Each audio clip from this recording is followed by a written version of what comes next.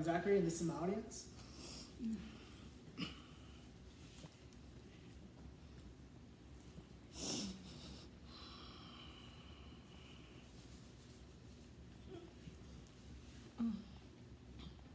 Considered to be a household name, Superman stands for justice and hope. You find out more about this when you read a comic or watch the movies or TV shows. The reason why I bring up Superman is because when you transition into the realms of anime, you look at the characters, the colors, and the themes. As a person who's watched anime for 7 years, I have pretty much gone through the basis of dissecting the anime as a whole and looking in depth at what it all truly means. So the topic I'm going to be talking today is about how anime impacts other people's lives. And the three things I'm going to be talking about are going to be the theme of the story, the character as a whole, and the colors that they wear. So starting off, the theme that I'm going to be talking about is going to be Rising of the Shield Hero, in which it says the Shield Hero is accused of rape. However, he did not rape the person. You find out throughout the series as it goes on. And in a sense where all the other heroes are against him, the Spear Hero makes an ironic twist of fate where he tries to free one of the slaves underneath the Shield Hero. However, it turns out that she didn't really want to be free. And you find about this on episode 4. It's posted on YouTube, February the 14th, did it back on 2019. She talks about how he took her in and raised her, but also gave her medicine and so forth, and he will protect her as long as she protects him. And she throws the question about if I'm so worthy of pretty much being set free, why isn't that you haven't purchased other slaves and set them free as well?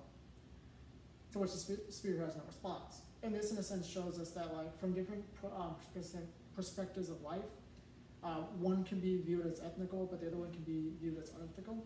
And this all ties into the character as a whole, which we'll be talking about now.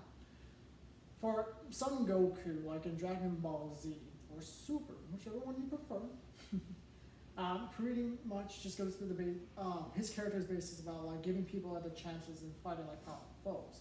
Throughout the series, he gives several of his foes he fights a second chance at life. This is evident when he tells Krillin, his best friend, that to spare this person named Vegeta because he believes that in the end he can turn a new leaf.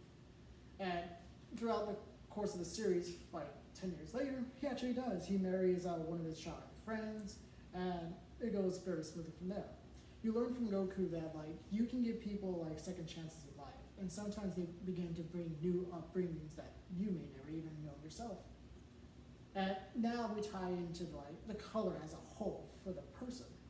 So in Fairy Tail, you have a person named Zeref who's cursed by the god of life, Arkansan.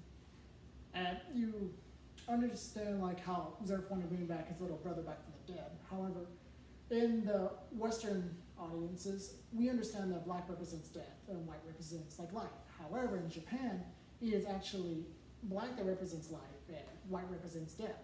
So Zeref, he wears black clothing to represent the life that he used to cherish and treasure. However, the white clothing in between the shoulders, it actually represents the death within himself.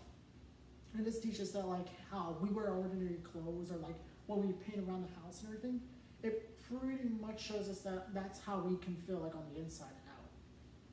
So when tying back through the main points I made about how anime in our lives impacts us, we go through the themes of the story, the characters as a whole, and the color that the characters represent. And from there, how Superman's supposed to be the symbol of hope and justice.